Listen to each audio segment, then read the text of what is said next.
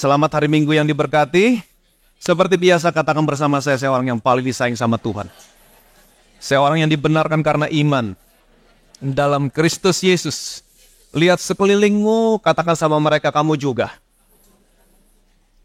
Selamat memasuki tahun yang baru, tahun 2024. Amin. Saya percaya hanya kebajikan kemurahan belaka yang boleh mengikuti kita sepanjang tahun ini. Bahkan sepanjang umur hidup kita. Kita terlebih dahulu mau mengucap syukur buat semua kebaikan yang Tuhan sudah kerjakan dalam kehidupan kita di tahun yang lalu, tahun 2023. Alkitab berkata mengucap syukur dalam segala hal. Segala hal, apakah itu yang baik, apakah itu yang tidak baik, mengucap syukurlah. Kenapa kita perlu mengucap syukur untuk sesuatu yang tidak baik yang pernah terjadi dalam kehidupan kita? Karena Alkitab berkata, Dia turut bekerja dalam segala sesuatu. Waktu kita mengalami hal yang buruk, ujungnya kita tahu ternyata Tuhan bekerja untuk mendatangkan kebaikan. Mengucap syukur dalam segala hal untuk kebaikan Tuhan, kasih karunia Tuhan, pemeliharaan Tuhan, perlindungan Dia. Sepanjang tahun 2023, saudara yang sakit pernah disembuhkan, mengucap syukur buat kesembuhan, buat perlindungan, semuanya. Kita mengucap syukur hari ini dan kita kembalikan semuanya untuk hormat kemuliaan nama Tuhan. Dan bersyukur untuk tema yang Tuhan berikan untuk gereja ini di tahun yang lalu. Jangan pernah lupa, karena tahunnya habis bukan berarti temanya habis. Terus berjalan. Tahun 2023, Divine Restoration. Ini yang Tuhan berikan kepada gereja ini. Divine Restoration. Setelah kita mengalami pandemi selama 3 tahun, ada begitu banyak kehilangan milik saudara yang paling berharga, kehilangan orang-orang yang saudara kasihi. Dan Tuhan taruh di hati saya tahun yang kemarin, Divine Restoration. Ada pemulihan dari Tuhan. Semua milikmu yang pernah hilang, apapun yang pernah hilang, semuanya akan dikembalikan, dipulihkan. Bukan dalam keadaan yang sama, tapi dalam keadaan yang jauh lebih baik, secara kualitas, secara kuantitas. Alkitab berkata, Kristus itu harus tinggal di surga. Sampai kapan? Sampai pemulihan segala sesuatu, kata Alkitab. Artinya apa? Setelah dia mati, dia bangkit, dia bayar segala sesuatunya di atas kayu salib. Dia naik ke surga, dia duduk di sebelah kanan Allah. Dia harus tinggal di sana. Sampai kapan? Sampai nanti dia datang yang kedua kali. Semua milikmu yang hilang, termasuk semua apa yang pernah hilang di dunia ini, harus dikembalikan. Kita belajar bagaimana caranya pemulihan terjadi sepanjang tahun kemarin. Masih ingat yang pertama, memiliki sikap yang sama seperti Daud. Waktu Daud mendengar anaknya mati, dia kehilangan anaknya, dia tidak bersungut-sungut, dia tidak menyalahkan Tuhan, dia tidak komplain, dia tidak marah sama Tuhan, tapi dia bangkit, dia pergi ke rumah Tuhan. Apa yang dilakukan? Dia menyembah Tuhan. Amin. Kebanyakan orang Kristen ketika mengalami kehilangan miliknya, kehilangan bisnisnya, kehilangan proyeknya, kehilangan pekerjaannya, kehilangan orang-orang yang dikasih, kebanyakan mereka memiliki pikiran yang salah. Oh Tuhan jahat sama saya, oh Tuhan marah sama saya.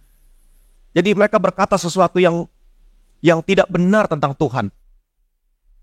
Ini jangan sampai terjadi sama saudara sama saya. Apapun yang terjadi sama saudara, kehilangan yang kamu alami sepanjang tahun kemarin, tetap datang sama Tuhan.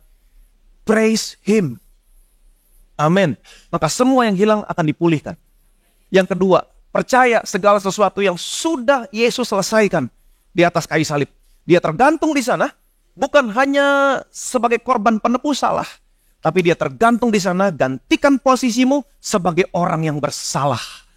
Dia bayar 120%, kata Alkitab, supaya hari ini kamu yang percaya sama Yesus, apapun kehilangan yang saudara alami, apakah itu akibat dosa atau kesalahan saudara sendiri, karena sudah ada yang bayar, apa yang pernah kamu bayar akan dikembalikan.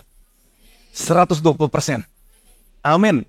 Percaya yang ketiga, percaya Tuhan Yesus adalah Tuhan yang memulihkan. Kalau kamu tahu Dia adalah Tuhan yang memulihkan, artinya setiap kali kamu mengalami kehilangan, kamu harus datang sama Dia. Dan berkata, Alkitab berkata, restore, Tuhan, kembalikan. Amin. Dan ingat baik-baik, semakin besar kehilangannya, semakin besar pemulihannya. Amin. Jadi jangan pernah takut kalau kehilangan, datang sama Tuhan. Intinya adalah yang saya mau sampaikan, selalu datang sama Yesus. Tetap datang sama Yesus. Alkitab berkata, kamu yang datang, kalau kamu datang sama Tuhan, kamu datang dari pintu gerbang utara, kamu keluar dari pintu gerbang selatan. Kalau kamu datang dari pintu gerbang selatan, kamu keluar dari pintu gerbang utara. Janganlah seseorang keluar dari pintu gerbang kemasukannya, dari pintu gerbang yang sama, tetapi dia harus keluar dari pintu gerbang yang berbeda, dari pintu gerbang yang di seberangnya. Apa yang Alkitab mau sampaikan? Setiap kali kamu datang sama Tuhan, kamu pulang, keadaan kamu berbeda dari keadaan kamu waktu datang. Kenapa? Karena waktu kamu pulang, keadaanmu selalu lebih baik. Karena Tuhan adalah Tuhan yang memulihkan. Amin. Puji Tuhan, sepanjang tahun 2023 ada begitu banyak kesaksian dari anak-anak Tuhan di tempat ini yang mengalami divine restoration. Amin. Mengalami pemulihan. Dan semuanya kita kembalikan untuk hormat kemuliaan nama Tuhan. Dan tahun 2023 sudah berlalu, bukan berarti divine restoration stop, tidak, akan terus berlangsung. Kenapa? Karena Tuhan adalah Tuhan yang selalu ingin memulihkan apapun yang hilang dari seluruh area kehidupan anak-anaknya. Dan sebelum kita masuk tahun 2024, kemarin kita merayakan Natal bersama-sama. Betul, buat saya pribadi, Natal adalah bekal untuk saudara dan saya masuk ke tahun berikutnya. Itu buat saya pribadi. Pesan Natal adalah pesan yang akan membekali kita masuk ke tahun berikutnya. Ingat baik-baik temanya apa? The Infinite Christ. Yesus yang tidak terbatas. Apapun yang saudara butuhkan, semuanya ada di dalam Yesus.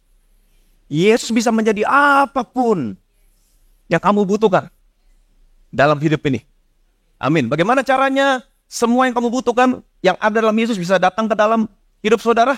Kita sudah sama-sama belajar. Letakkanlah seluruh pengharapanmu atas kasih karunia yang dianugerahkan kepadamu pada waktu penyataan Yesus Kristus. Pada waktu pewahyuan Yesus Kristus. Itu sebabnya saudara perlu memiliki pewahyuan tentang Yesus lebih lagi. Bagaimana caranya? Melihat Yesus dalam firman, mendengar firman tentang Kristus. Itu yang perlu kamu lakukan. Setiap kali kamu menerima pewahyuan tentang Yesus, maka kasih karunia sesuai dengan pewahyuan yang kamu terima akan datang sama saudara. Waktu kasih karunia itu datang, kasih karunia akan menyelesaikan segala sesuatunya. Kasih karunia akan mencukupkan semua yang kamu butuhkan. Jadi selalu lihat Yesus, selalu mencari pewahyuan yang baru tentang Yesus. Dan 31 saya pesan sama saudara, selalu jaga hatimu dengan segala kewaspadaan. Jaga hatimu dengan segala kewaspadaan. Bagaimana caranya jaga hatimu dengan segala kewaspadaan? Ayat-ayat sebelumnya berkata, hai anakku, perhatikanlah perkataanku, arahkanlah telingamu kepada ucapanku, janganlah semuanya itu menjauh dari matamu, tapi simpanlah semua dalam lubuk hatimu. Demikianlah caranya kamu menjaga hatimu dengan segala kewaspadaan. Bagaimana caranya? Pastikan hanya yang baik yang masuk dan tersimpan dalam hatimu. Apa itu? Firman Tuhan. Firman Kristus. Jangan biarkan ada sesuatu apapun yang buruk yang datang dari luar masuk tersimpan dalam hatimu. Jaga hatimu dengan segala kewaspadaan. Kenapa? Karena dari sinilah akan terpancar kehidupan. Apa artinya terpancar kehidupan? Kamu akan melihat kehidupan-kehidupan yang sama seperti yang firman Tuhan katakan yang kamu simpan dalam hatimu. Betapa pentingnya jaga hatimu. Karena apa yang diucapkan mulut itu meluap dari hati. Jadi hati-hati. Yang tersimpan jelek, yang diucapkan pasti jelek. Yang tersimpan baik, firman Tuhan. Maka yang diucapkan pasti tentang firman Tuhan. Barang siapa mau mencintai hidup dan melihat hari-hari baik. Seberapa banyak di antara saudara yang mau melihat hari-hari baik tahun 2024, jaga lidahmu terhadap yang jahat. Amin. Pastikan jangan ada yang buruk keluar dari mulutmu. Pastikan hanya yang baik. Dan ingat baik-baik, apa yang keluar dari mulut itu meluap dari hati. Jadi pastikan, jaga hatimu. Hanya firman Kristus yang tersimpan di sini. Jadi, lihat Yesus, lihat firman-Nya, lihat pekerjaan yang sudah diselesaikan di atas kayu salib. Ini akan menjadi fokus saudara, fokus saya di tahun 2024. Kalau saudara mengerti khotbah saya 16, 24, 25, 31, maka tahun 2024 akan menjadi tahun the provision is in the vision. 2024 adalah tahun di mana apapun yang kamu butuhkan. Bilang sama kiri kanan saudara, apapun. Amin. Apapun apapun yang kamu butuhkan, semuanya apapun yang kamu butuhkan dalam seluruh area hidupmu, semuanya ada di dalam penglihatan, vision saudara, tentang siapa? Tentang Yesus dan pekerjaan yang sudah dia selesaikan. Di atas kayu saja. Amin. Itu sebabnya kalau saudara ngerti khotbah saya nyambung, betapa pentingnya kamu memiliki penglihatan, pewahyuan tentang Yesus dan pekerjaan yang sudah diselesaikan. Itulah ketersediaan saudara. Semuanya ada di sana. Amin. Semua ketersediaan saudara, apapun yang kamu butuhkan dalam hidup ini, dalam seluruh area hidupmu, semuanya tersedia dalam penglihatan, pewahyuan saudara tentang Yesus. Itulah ketersediaan saudara. Tuhan punya banyak begitu ketersediaan. Dia punya banyak berkat yang dia mau berikan sama saudara. Berdasarkan kekayaan, kemuliaan yang dia miliki di surga. Cara saudara memandang Yesus. Cara saudara melihat Yesus dengan pekerjaan yang sudah diselesaikan. Akan menentukan seberapa besar yang saudara bisa terima dari Yesus. Amin. Semakin besar pewahyuan penglihatan saudara tentang Yesus dan pekerjaan yang sudah diselesaikan, semakin banyak yang bisa kamu terima. Jadi tahun ini akan menjadi tahun di mana kamu akan memberikan banyak waktumu untuk melihat Yesus. Karena itulah ketersediaan kamu. Yesaya pasal 1 ayat yang pertama. Penglihatan yang telah dilihat Yesaya bin Amos tentang Yehuda dan Yerusalem dalam zaman Uzia, Yotam, Ahaz dan Hizkia, raja-raja Yehuda. Penglihatan yang telah dilihat Yesaya bin Amos. Kata penglihatan di sini, terjemahan dalam bahasa aslinya adalah hason, yang artinya vision, revelation, penglihatan atau pewahyuan yang berasal dari Allah. Amos menerima penglihatan dan pewahyuan yang berasal dari Allah. Penglihatan yang telah dilihat Yesaya, kata dilihat di sini, penglihatan adalah kata benda, yang dilihat di sini terjemahannya adalah hasah, kata kerja, dilihat, artinya to see, look, behold, provide. Ada kata provide di sana. Amin. Ini menarik sekali. Perhatikan baik-baik. Allah mau saudara mengerti satu prinsip. Perhatikan baik-baik. Kalau kita memperhatikan kata dilihat di sini, hasah, ada kata provide di sana. Allah memiliki satu prinsip yang harus saudara dan saya mengerti. Apapun penglihatan atau pewahyuan yang berasal dari Allah tentang anaknya dan tentang pekerjaan yang sudah anaknya selesaikan, di situ ada ketersediaan. Ada provision buat saudara, buat saya. Amin. Semua penglihatan, semua pewahyuan yang Allah berikan sama saudara tentang anaknya, tentang pekerjaan yang sudah anaknya selesaikan, itulah ketersediaan saudara. Apapun yang kamu butuhkan dalam seluruh area hidupmu tersedia di dalam penglihatan dan pewahyuan tentang anaknya dan tentang pekerjaan yang anaknya sudah selesaikan. Itu sebabnya the provision is in the vision. Amin. Nah, kata provision di sini berasal dari pro dan vision.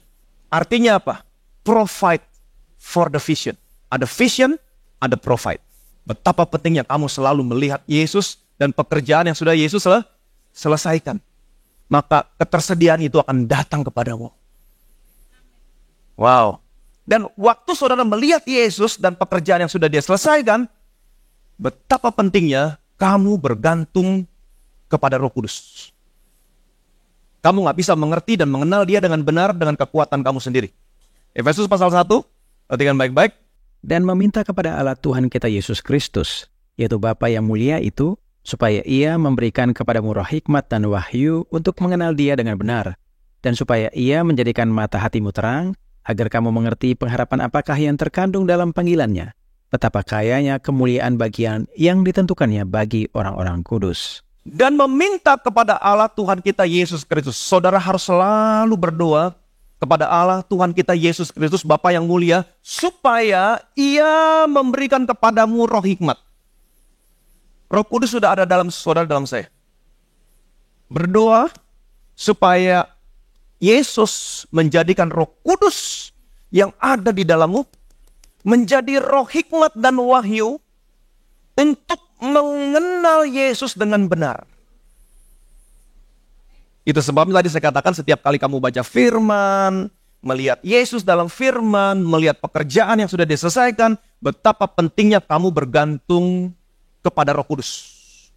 Karena hanya Roh Kudus yang sanggup menyingkapkan tentang Yesus sehingga kamu bisa mengenal Dia dengan benar. Amin. Roh Kudus akan membantu menyingkapkan tentang Yesus dengan benar hanya kepada orang-orang yang rendah hati. Orang yang memiliki hati seperti anak kecil. Tapi kalau orang yang sombong, wah saya udah tahu. Saya udah dengar, saya udah tahu. Waktu orang-orang seperti ini baca Alkitab, buka Alkitab, dengar firman Tuhan, orang seperti ini tidak akan pernah mendapat apa-apa.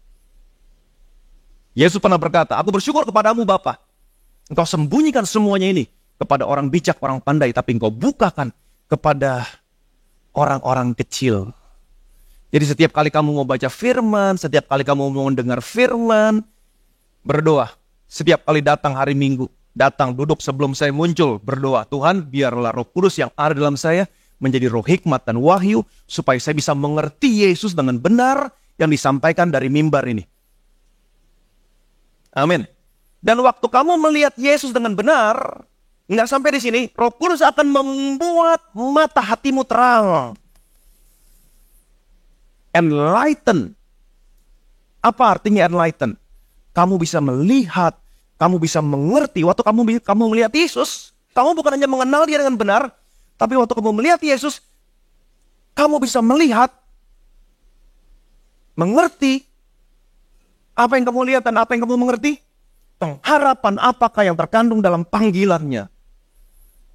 Apa itu? Betapa kaya kemuliaan bagian yang ditentukan untuk saudara, untuk saya. Ada warisan untuk saudara, untuk saya. Ada ketersediaan yang betapa luar biasanya untuk saudara, untuk saya. Jadi kamu melihat Yesus bergantung sama Roh Kudus, bukan hanya kamu mengenal Dia dengan benar, tapi kamu bisa melihat your provision.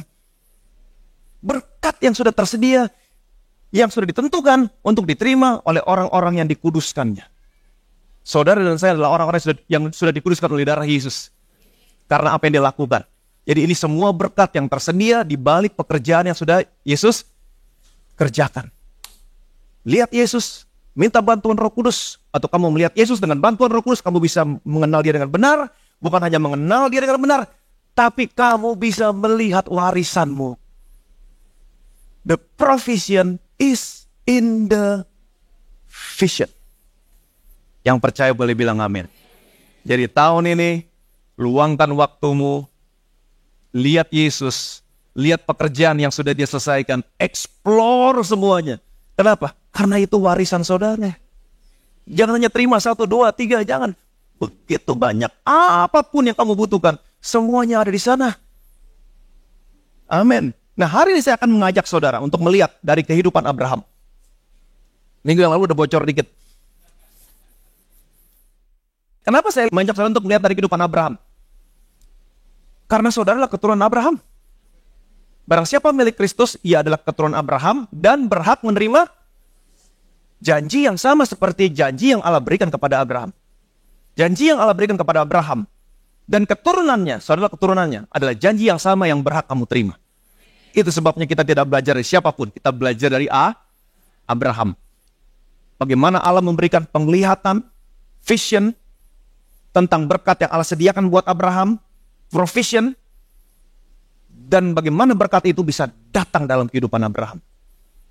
Dan kenapa berkat itu belum datang? Dan pada akhirnya kita akan belajar bagaimana berkat itu bisa datang dalam kehidupan Abraham. Terus siapa diberkati?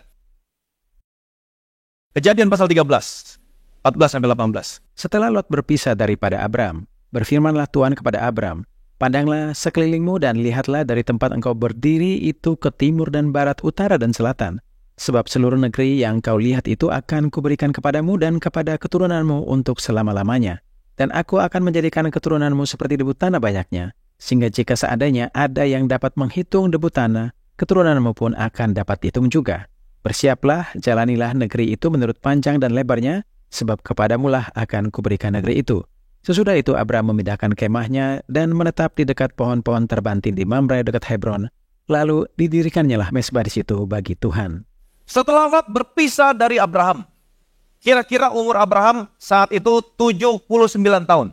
Tolong diingat, umurnya 79 tahun. Allah berfirman kepada Abraham, pandanglah sekelilingmu, lihatlah dari tempat kau berdiri, ke timur, barat, utara, selatan, sebab seluruh negeri yang kau lihat itu akan kuberikan kepadamu dan kepada keturunanmu untuk selama-lamanya. Jadi waktu Abraham berumur 79 tahun, Tuhan memberikan penglihatan, vision, tentang berkat yang Allah sudah sediakan buat Abraham. Provision. Betul? Ada dua. Yang pertama, negeri. Yang kedua, keturunan. Mengenai negeri, Allah memberikan penglihatan kepada Abraham tentang negeri yang akan Allah berikan. Pandanglah sekelilingmu, lihat dari tempat engkau berdiri, timur, barat, utara, selatan, sebab seluruh negeri yang kau jalani akan aku berikan kepadamu dan kepada keturunanmu. Kemudian Allah berbicara tentang keturunan. Tapi tentang keturunan, Allah memberikan penglihatan dengan menggunakan debu tanah. Betul? Debu tanah. Aku akan menjadikan keturunanmu seperti debu tanah banyaknya. Sekiranya ada yang dapat menghitung debu tanah, demikian juga keturunanmu akan dapat dihitung. Setelah itu, Allah berkata begini, bersiaplah, jalanilah negeri itu menurut panjang dan lebarnya, sebab kepadamulah akan kuberikan negeri itu. Sekarang pertanyaan saya, apakah Abraham melakukan apa yang Allah perintahkan, menjalani negeri itu menurut panjang dan lebarnya? Tidak. Apa yang dilakukan? Setelah itu Alkitab berkata, sesudah itu Abraham memindahkan kemahnya dan menetap di dekat pohon-pohon terbanting di Mamre dekat Hebron, lalu didirikan nyala mezbah di situ bagi Tuhan. Dia tidak menjalani negeri itu menurut panjang dan lebarnya secara fisik, karena dia tahu apa yang dimaksud Allah menjalani negeri itu menurut panjang dan lebarnya, bukan secara fisik berjalan ke timur, barat, utara, selatan, bukan, tapi dia menjalani negeri itu di dalam hatinya. Dengan kata lain, ingat prinsipnya, arahkanlah telingamu kepada ucapanku. Betul? Janganlah semua itu menjauh dari matamu. Simpanlah itu semua dalam lubuk hatimu. Jagalah hatimu dengan apa yang kamu dengar. Dia mendengar firman Tuhan. Dia melihat semua ketersediaan dari firman yang Tuhan sampaikan kepada dia. Dan Tuhan minta begini, apa yang kamu dengar hari ini, apa yang kamu lihat, kamu simpan dalam hatimu. Amin. Kamu simpan dalam hatimu. Kenapa? Karena dari sinilah akan terpancar kehidupan. Kamu akan melihat kehidupan seperti yang aku janjikan kepadamu, yang kamu simpan dalam hatimu. Prinsip yang sama berlaku buat saudara-saudara saya. Karena Alkitab mengatakan kamu adalah keturunan Abraham dan berhak menerima janji Allah. Janji yang sama yang Allah berikan kepada Abraham adalah janji yang sama yang saudara dan saya akan terima. Pandanglah sekelilingmu. Bukan lihat sekeliling saudara. Lihatlah dari tempat kau berdiri. Kemana? Timur, barat, utara, selatan. Sebab seluruh negeri yang kamu lihat, timur, barat, utara, selatan, akan kuberikan kepadamu. Perhatikan baik-baik. Timur, barat, utara, selatan berbicara tentang apa? Salib Yesus. Timur, barat, utara, selatan berbicara tentang siapa? Salib Yesus. Dengan kata lain Tuhan mau berkata begini kepada keturunan Abraham. Lihat Yesus. Lihat semua pekerjaan yang sudah Yesus selesaikan. Sebab semua pekerjaan yang anakku selesaikan, itulah yang akan aku berikan kepadamu. Wah. Bersiaplah. Jalani negeri itu. Timur, barat, utara, selatan. Artinya apa? Explore semua pekerjaan yang sudah anakku selesaikan. Sebab kepadamulah semua pekerjaan yang sudah anakku selesaikan akan kuberikan kepadamu. The provision is in the vision. Amin. The provision is in the vision. Hal yang sama berlaku buat saudara, buat saya. Jadi semua yang saudara dan saya butuhkan, itu semuanya ada di dalam Yesus.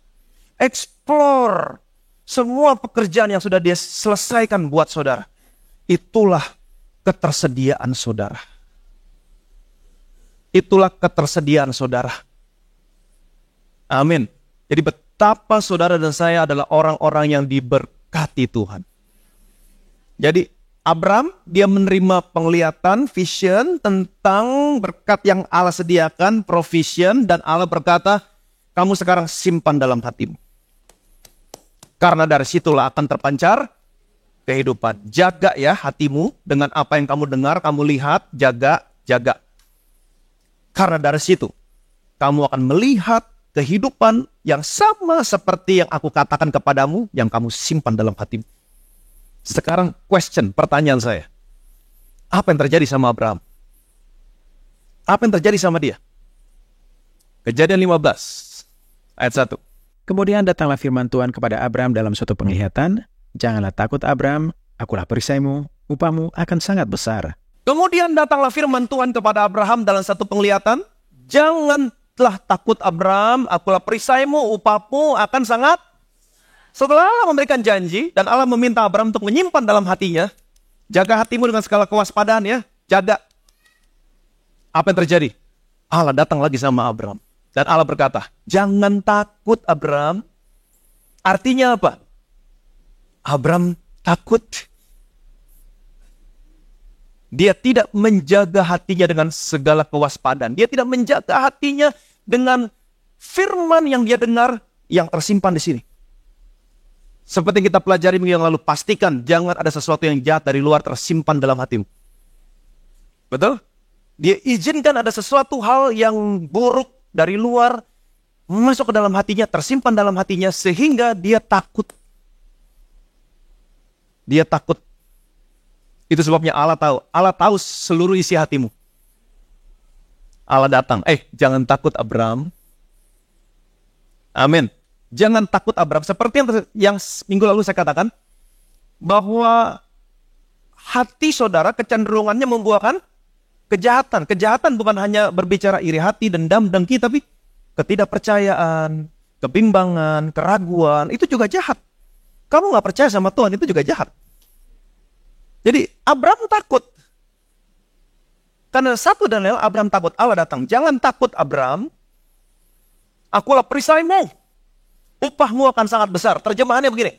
I am your shield, your exceedingly great reward. Abraham, akulah perisaimu. Kalau dengan kata Tuhan mau bilang gini, kalau kamu mau menjadikan aku sebagai tempat perlindunganmu, maka tidak ada sesuatu apapun yang jahat berkuasa atas kamu. Dan yang kedua, Tuhan katakan begini, akulah perisaimu, and your exceedingly great reward. Akulah perisaimu dan aku adalah upahmu yang sangat besar. Aku bukan hanya perisaimu, tapi aku adalah upahmu yang sangat besar. Artinya Tuhan mau bilang gini, Abraham, upahmu itu berasal daripadaku.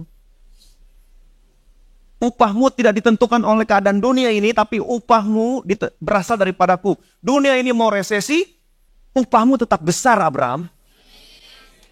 Karena upahmu berasal daripadaku. Janji yang sama yang diterima Abraham adalah janji yang sama yang harus diterima oleh keturunannya, saudara dan saya. Dalam dunia yang gelap seperti sekarang ini, di mana saudara tahu kriminal terjadi di mana-mana, orang gak takut-takut lagi melakukan kejahatan. Tapi kalau kamu mau menjadikan Yesus sebagai tempat perlindunganmu, amin, maka saya pastikan tidak ada sesuatu apapun yang jahat berkuasa atas saudara. Yang percaya boleh bilang amin. Dunia boleh gelap, ekonomi semakin buruk, tapi kalau kamu tahu upahmu bukan berasal dari dunia ini, bukan ditentukan di dunia ini, Allah berkata kepada Abraham, I am your exceedingly great reward. Upahmu berasal daripadaku. Akulah upahmu. Artinya apa? Upahmu berasal daripadaku. Janji yang sama berlaku buat saudara. Amin. Tuhan tidak memberkati kamu berdasarkan keadaan ekonomi dunia ini, tapi Tuhan memberkati kamu berdasarkan kekayaan, kemuliaan yang Dia miliki di surga. Yang percaya boleh bilang amin. Ini janji Abraham untuk keturunannya. Barang siapa milik Kristus, dia keturunan Abraham dan berhak menerima janji Allah. Seperti yang saya sampaikan di hari Natal kemarin. Kalau kamu memiliki Yesus, betapa kamu adalah orang-orang yang diberkati. Kenapa? Karena apapun yang kamu butuhkan, semuanya ada dalam Yesus. Kamu punya Yesus, kamu punya segala-galanya. Kejadian pasal 33 ayat 11. Terimalah kiranya pemberian tanda salamku ini yang telah kubawa kepadamu, sebab Allah telah memberi karunia kepadaku dan aku pun mempunyai segala-galanya.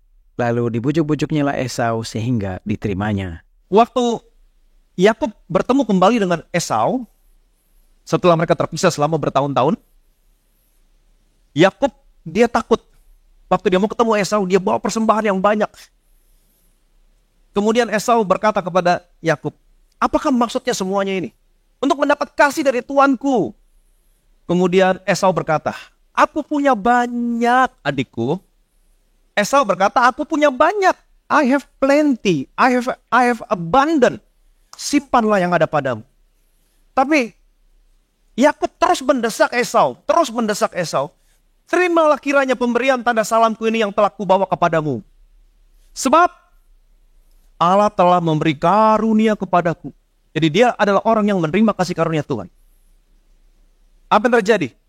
Dan aku pun mempunyai segala-galanya. Terjemahannya, I have all. I have everything. Esau berkata, aku punya banyak. I have plenty. I have abundant. Tapi Yakub, orang yang menerima karunia Allah, dia berkata, aku punya segala-galanya. I have all. I have everything. Saudara dan saya adalah orang hidup di bawah kasih karunia Tuhan. Kasih karunia itu bukan doktrin, tapi itu pribadi. Siapa dia? Yesus. Kamu punya Yesus. Kamu bisa berkata hal yang sama seperti Yakub. I have all. I have everything. Jadi saudara perlu membuka mata rohanimu lebih lebar lagi untuk bisa melihat bahwa sesungguhnya saudara dan saya memiliki lebih daripada orang-orang yang belum ada dalam Yesus. Mereka punya banyak, kamu punya segala-galanya. Amin. Kamu punya segala-galanya. Dan tahun ini kita akan melihat apa yang menjadi milikmu. Dan bagaimana itu datang kepadamu. Kamu punya segala-galanya. Oke, Abraham, dia takut. Dia menerima janji Allah, tapi dia takut.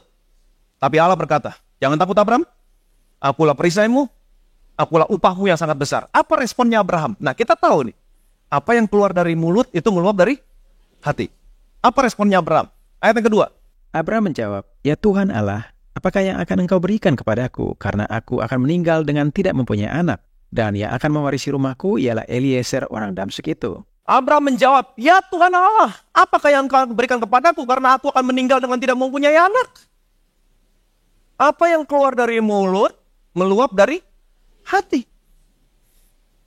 Jadi dalam hatinya muncul imajinasi yang jahat. Padahal Tuhan sudah memberikan firman-Nya kepada dia. Dan Tuhan berkata, simpan dalam hatimu Abraham. Jaga hatimu Abraham. Karena apa yang terpancar keluar dari mulut itu meluap dari hati. Ternyata yang keluar dari mulutnya. Apa yang kau berikan kepada aku Tuhan Allah? Karena aku akan meninggal dengan tidak punya anak. Padahal yang dia dengar, yang Tuhan suruh simpan, aku akan membuat keturunanmu seperti debu tanah banyaknya.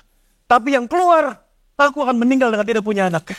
Artinya apa? Selama ini, dia izinkan ada sesuatu yang jahat masuk tersimpan dalam hatinya. Dia tidak jaga hatinya dengan kewaspadaan. Firman yang dia dengar, janji Tuhan yang dia lihat, yang dia simpan, dia tidak jaga. Dia tidak jaga. Di sini Abraham tidak berjalan dengan iman. Ada saatnya dia tidak berjalan dengan iman. Di sini dia tidak percaya sama Tuhan. Imajinasi yang jahat muncul, ketidakpercayaan, kebimbangan, keraguan. Itu sebabnya yang keluar dari mulutnya. Aku akan meninggal dengan tidak punya anak. Tapi kalau dia jaga hatinya dengan firman yang dia terima, keturunanmu akan seperti debu tanah banyaknya. Maka perkataan yang keluar dari mulutnya, keturunanku akan seperti debu tanah banyak. Tapi ternyata yang terjadi sebaliknya. Perkataan yang keluar dari mulutnya tidak sesuai dengan apa yang firman Tuhan katakan yang Tuhan suruh simpan dalam hatinya. Aku akan meninggal dengan tidak punya anak. Tapi Tuhan baik. Tuhan tahu Abraham sedang ada di tahap ketidakpercayaan. Dan Tuhan mau menguatkan hatinya Abraham. Dia menguatkan imannya. Bagaimana caranya? Ayat yang ketiga. Lalu Tuhan membawa Abraham keluar serta berfirman, "Cobalah lihat ke langit, hitunglah bintang-bintang jika engkau dapat menghitungnya." Maka firman-Nya kepadanya, "Demikianlah banyaknya nanti keturunanmu." Lalu percayalah Abraham kepada Tuhan, maka Tuhan memperhitungkan hal itu kepadanya sebagai kebenaran. Di sini Tuhan menguatkan kembali hatinya Abraham supaya dia bisa menjaga imajinasi yang baik yang muncul dalam hatinya. Tuhan menampakkan diri kepada Abraham dalam mimpi, dalam penglihatan. Dalam penglihatan itu Allah membawa Abraham keluar, kemudian Allah berkata, "Abraham, coba lihat ke langit. Hitunglah bintang-bintang jika engkau dapat menghitungnya." Maka firman-Nya kepadanya, "Demikianlah banyaknya nanti keturunan." Tuhan memberikan firman-Nya lagi kepada Abraham untuk menguatkan hatinya Abraham. Supaya imajinasi yang muncul dalam hatinya adalah imajinasi yang baik. Maka percayalah Abraham kepada Tuhan, maka Tuhan memperhitungkan hal itu kepadanya sebagai kebenaran. Ayat ini sangat berharga sekali buat saudara, buat saya. Kebenaran karena iman. Ini adalah pusat inti daripada pemberitaan Injil. Ayat ini begitu banyak dikutip dalam Roma, Galatia, Yakobus, lalu percayalah Abraham, maka hal itu diperhitungkan sebagai kebenaran. Allah berkata sesuatu kepada Abraham dan Abraham percaya. Abraham berkata, "Ya Tuhan, aku percaya." Dalam bahasa aslinya, aman. Dari sinilah kita mendapat kata amin. Waktu Allah berkata sesuatu kepada Abraham, Abraham berkata, "Amin Tuhan." Apa artinya amin? Aku percaya kepadamu. "So be it unto me according to your word." Terjadilah kepadaku seperti apa yang kau katakan Tuhan. Jadi setiap kali saudara mendengar firman Tuhan, terbaik yang bisa kamu lakukan adalah dengan berkata amin. Amin, amin, amin. Kenapa? Saudara memberikan kemuliaan kepada Tuhan. Arti kata amin adalah, "So be it unto me according to your word." Terjadilah kepadaku seperti apa yang kamu firmankan. Kamu memberikan kemuliaan sama Tuhan. Abraham di sini dia memberikan kemuliaan kepada Tuhan. Jadi perhatikan baik-baik. Slide berikutnya, ada saatnya di mana Tuhan memberikan vision kepada Abraham, Kejadian pasal 13 tentang negeri, tentang keturunan. Tapi kita tahu setelah itu Abraham ada saatnya di mana dia tidak berjalan dengan iman. Dia ketakutan. Dari mana kita tahu takut? Karena apa yang tersimpan dalam hatinya itu meluap. Aku akan meninggal dengan tidak punya anak. Dia nggak percaya. Dia tidak jaga hatinya dengan segala kewaspadaan. Tapi Tuhan baik. Tuhan menguatkan kembali imannya Abraham. "Abraham, aku perisaimu. Jangan takut. I am your shield. I am your exceedingly great reward. Tapi aku akan meninggal dan tidak punya anak. Buat apa Tuhan kasih semuanya?" No, sini Abraham. Lihat ke langit. Tuhan begitu sabar. Tuhan begitu baik.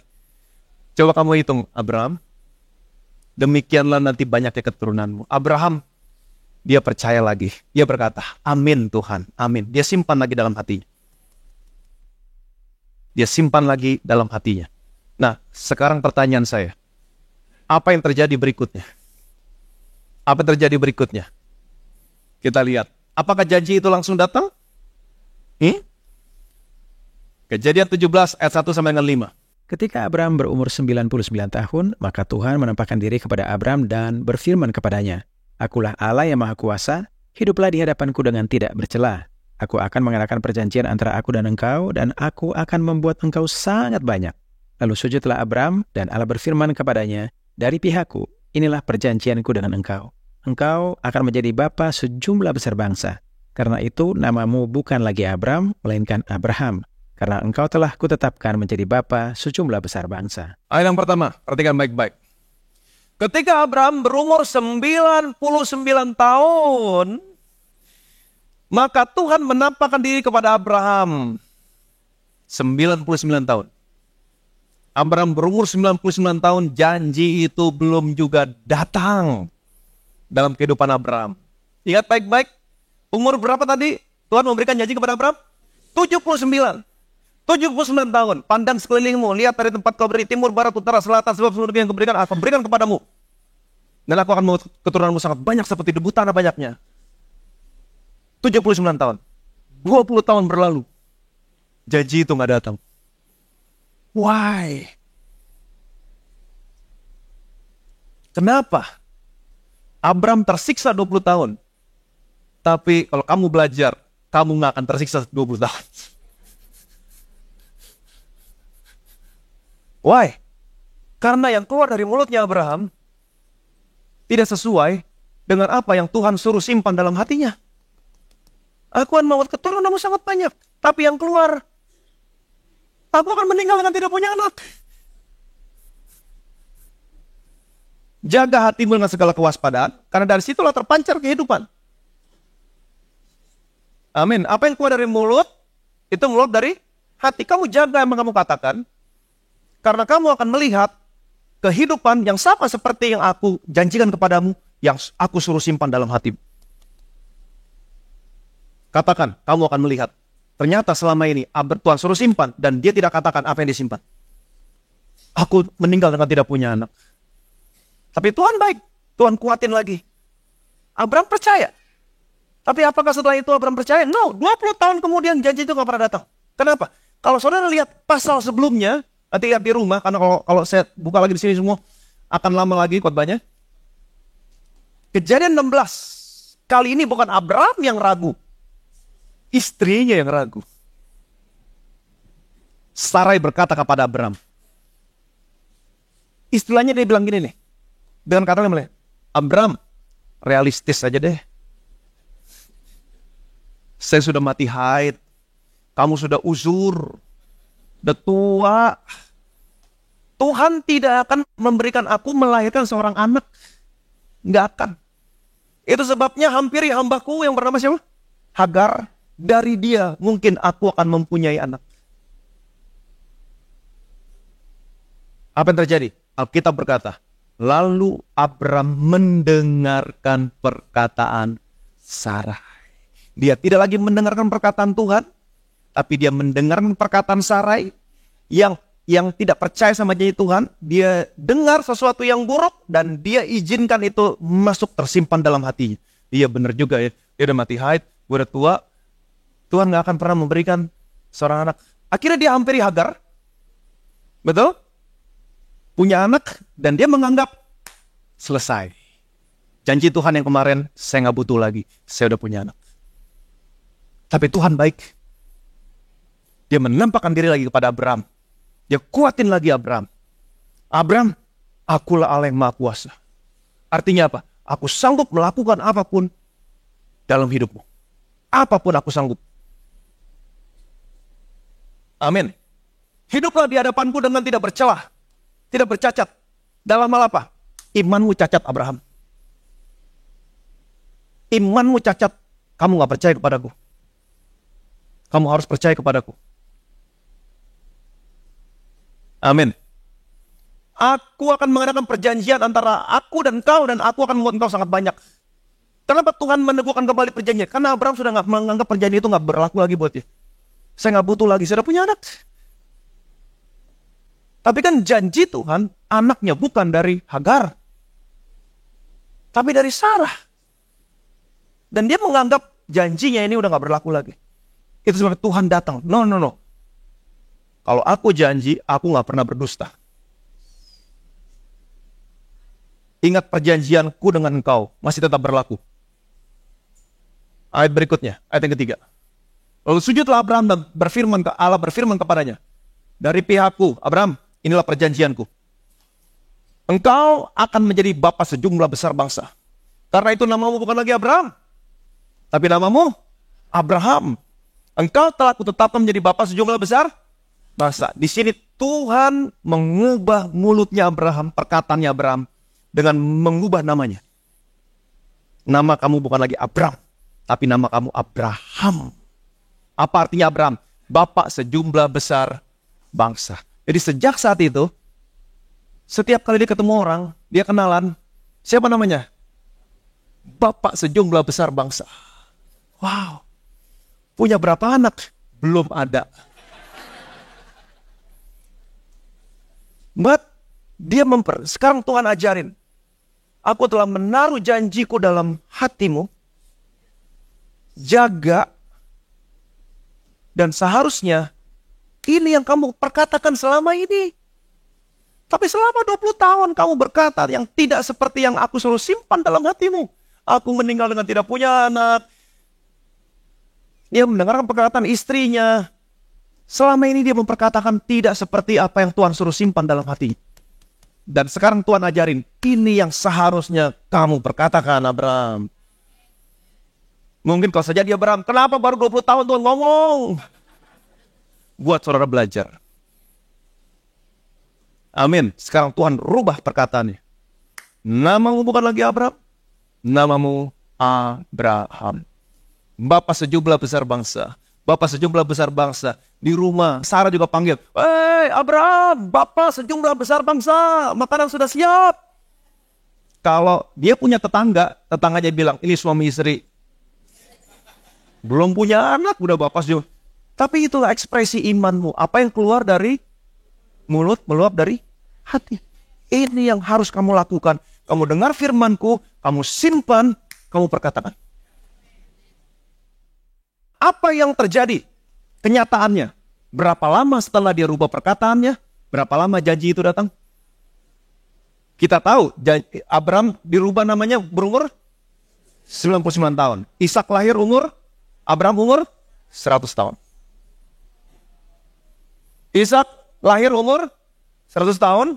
Abraham dirubah namanya jadi Abraham. 99 tahun. Jadi ada waktu 1 tahun. Kurang lebih. Sarah mengandung 9 bulan. Betul?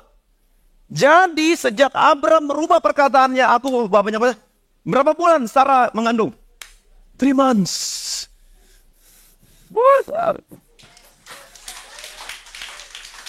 Tuhan 20 tahun gak datang janjinya. Why? Karena perkataan yang keluar dari mulutnya tidak sesuai dengan apa yang Tuhan suruh simpan dalam hatinya. 3 bulan. 3 bulan. Bapak banyak bangsa. Bapak banyak bangsa. 3 bulan. Hamil.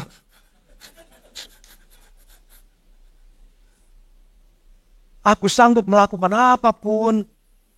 Aku Allah yang Maha Kuasa. Sekalipun sudah mati haid. Sekalipun kamu sudah semua. Aku sanggup melakukan apapun. Yang penting apa yang aku firmankan, aku janjikan, simpan dalam hatimu dan perkatakan. Amin. Sudah mengerti sampai sini? Roma pasal 4. Imannya tidak menjadi lemah walaupun ia mengetahui bahwa tubuhnya sudah sangat lemah.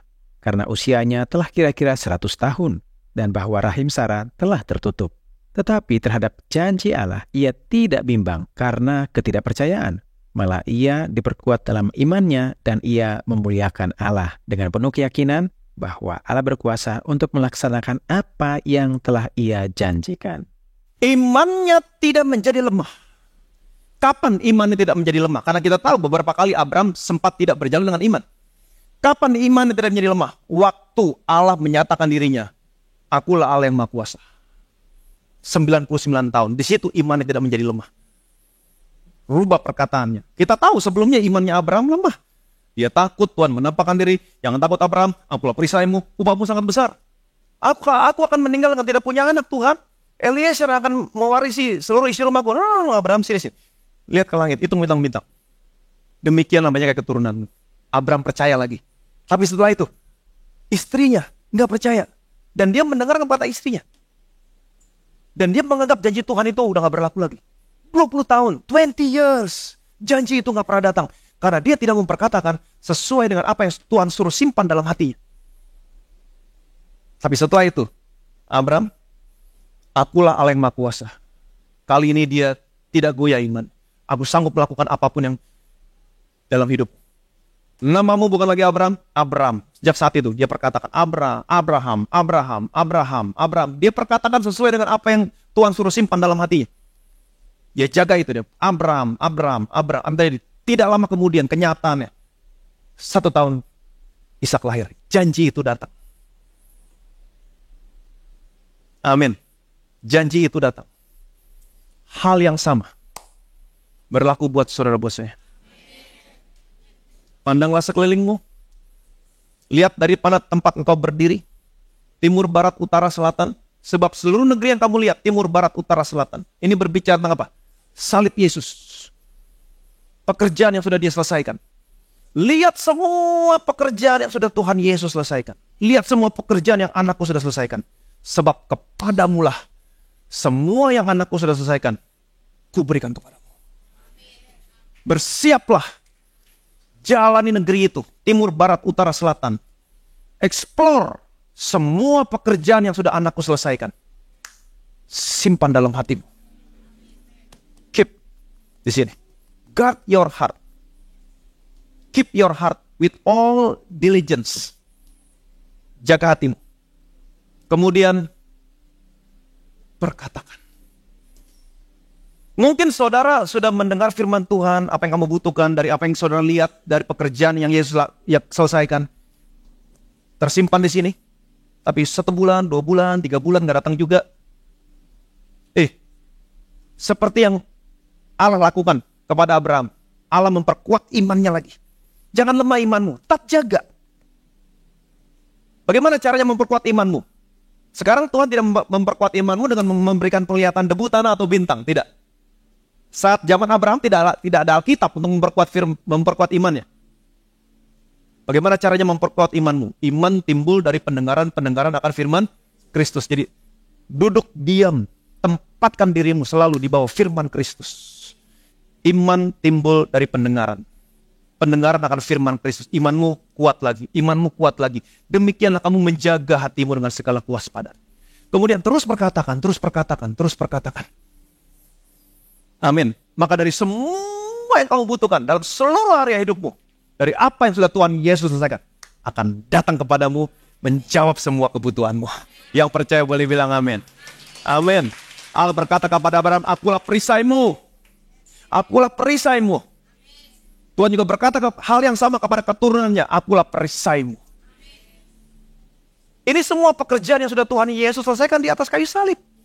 Ini warisan, ini provision saudara. Apa artinya? Kalau saya menjadikan Tuhan sebagai perisai saya, artinya sekalipun dunia jahat, tapi tidak ada sesuatu apapun yang jahat bisa berkuasa atas saya. Ini warisanmu dari apa yang sudah diselesaikan di atas kayu salib. Itu sebabnya explore. Cari tahu tentang apa yang sudah diselesaikan di atas kayu salib. Ingat baik-baik. Dia disalib di sebelah utara kota Yerusalem. Betul? Kalau saudara baca perjanjian lama, nabi-nabi, itu semua yang jahat, kegemparan, kehancuran, musuh yang besar, malapetaka, itu semua datang dari sebelah utara. Tapi bukan satu kebetulan. Yesus disalib di sebelah utara kota Yerusalem. Untuk apa? Untuk menahan semua kekuatan yang jahat, musuh, kegentaran, kehancuran. Dia tanggung semuanya. Supaya hari ini, kamu yang percaya sama Yesus, yang mau menjadikan Yesus sebagai perisaimu, tidak ada sesuatu apapun yang jahat datang kepadamu. Setiap senjata yang ditempa kepadamu tidak akan pernah berhasil. Setiap senjata yang ditempa kepadamu tidak akan pernah berhasil. Jadi kalau saudara tahu, setiap senjata yang ditempa kepadamu, yang direncanakan, yang diprogramkan untuk mencelakakan saudara, itu gak pernah berhasil. Amin. Musuh-musuhmu, apapun yang dirancangkan, sekalipun canggih rancangannya untuk menjatuhkan kamu, menjatuhkan usahamu, enggak ada yang pernah berhasil. Setiap hari lihat, Tuhan, Engkau adalah perisaiku, gunung batuku, tanduk keselamatanku, kota bentengku. Engkau sudah menanggung di atas kayu salib, disalib di kota Yerusalem, menahan semua malapetaka, musuh, kegentaran. Supaya hari ini Tuhan, Engkau adalah perisaiku. Tidak ada sesuatu apapun yang jahat berkuasa atas aku. Maka semua yang jahat tidak berkuasa atas saudara. Ini provision dari penglihatanmu tentang apa yang sudah diselesaikan di atas kayu salib. I am your exceedingly great reward. Upahmu berasal daripadaku. Jangan takut, dunia semakin gelap. Orang sudah berbicara tentang sesuatu yang buruk tentang 2024. Resesi lah, inilah, segala macam lah. Wah, segala macam. Tapi kalau saudara tahu, di atas kayu salib, Alkitab berkata, setelah genap waktunya, Allah mengutus anaknya yang takluk kepada hukum Taurat untuk menebus kita. Yang takluk kepada hukum Taurat supaya kita diterima menjadi anak. Karena apa yang dilakukan, ini warisanmu. Kamu bukan lagi hamba, kamu anak Bapa di surga. Bilang sama kiri kanan, kamu ada Bapa di surga. Kamu punya Bapa di surga. Amin. Jadi berkatmu nggak ditentukan dunia ini, berkatmu ditentukan siapa? Dari surga. Dunia mau resesi, kamu tetap diberkati. Kenapa? Karena berkatmu bukan berasal dari dunia ini, berkatmu berasal dari surga. Jadi ketika kamu melihat berita-berita yang buruk semuanya, jangan biarkan yang buruk itu tersimpan dalam hatimu. Mengacaukan semua yang baik yang pernah tersimpan dalam hatimu. Karena selama ini yang tersimpan dalam hatimu adalah firman Tuhan. Simpan itu, jaga itu, perkatakan itu. Jangan sampai ada secuil setitik masuk. Oh iya ya, nanti suku bunga naik. Aduh nanti gimana saya bayar? No. Mau suku bunga naik, mau apa pun naik. Tapi berkatku besar. Dia tahu semua kebutuhanku. Dan dia akan mencukupkan semua kebutuhanku berdasarkan kekayaan, kemuliaan yang dia miliki di surga. The provision is in the vision. Jadi tahun ini, Jemaat Bethesda, kalau kamu tahu bahwa semua yang kamu butuhkan ada dalam penglihatanmu tentang Yesus dan tentang pekerjaan selesaikan di atas kayu salib, luangkan waktumu, duduk, lihat, simpan, dan perkatakan. Maka semua yang kamu butuhkan dalam seluruh area hidupmu akan datang menjawab semua kebutuhanmu. Berikan kemuliaan meriah bagi nama Yesus. Tolong diberkati. Amin. Jadi selama 1 bulan biasanya saya akan mengajarkan tentang prinsip-prinsipnya. Oke, ini prinsip-prinsipnya. 1 bulan saya akan mengajar tentang prinsipnya. Setelah itu kita akan explore semua yang seharusnya menjadi warisan saudara. Dan waktu kamu melihat, kamu simpan, kamu perkatakan, semuanya akan datang dalam kehidupan. Amin. Betapa kami bersyukur Tuhan buat tema yang sudah Tuhan berikan di tahun ini. The provision is in the vision. Semua yang kami butuhkan, apapun, semuanya tersedia dalam penglihatan, pewahyuan kami tentang anakmu, tentang pekerjaan yang sudah anakmu selesaikan di atas kayu salib. Kami mau explore semua pekerjaan yang anakmu selesaikan, karena kepada kamilah engkau berikan semuanya itu. Kami mau cari apa yang sudah anakmu selesaikan. Kami mau simpan dalam hati kami. Kami mau perkatakan setiap saat. Karena dari situlah terpancar kehidupan. Kami akan melihat kehidupan yang sama seperti yang kau janjikan dari pekerjaan yang sudah anakmu selesaikan. Kami percaya Tuhan di tahun 2024 ini kami akan melihat semua yang baik. Kami akan menerima warisan kami.